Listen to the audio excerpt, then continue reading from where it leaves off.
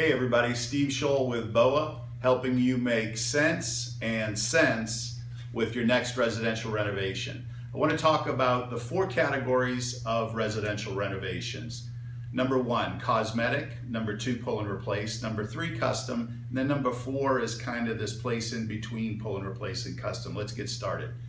Cosmetic, it is what it sounds like.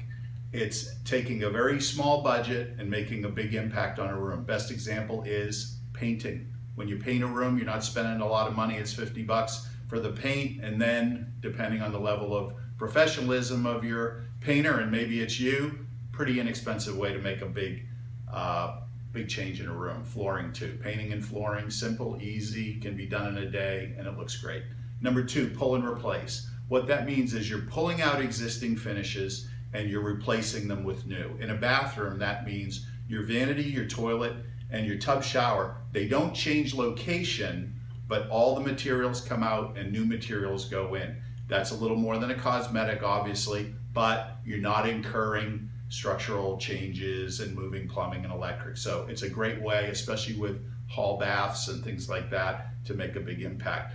Number 3 is custom or a redesign. Space doesn't work, and we need to rethink how it works. It can also mean moving walls. It can also mean in a bathroom, capturing a closet from an adjacent bedroom and bringing that space to the bathroom. Number 4 is that space in between pull and replace and custom, which I would call pull and replace renovation with select custom elements. Bathroom is a good example.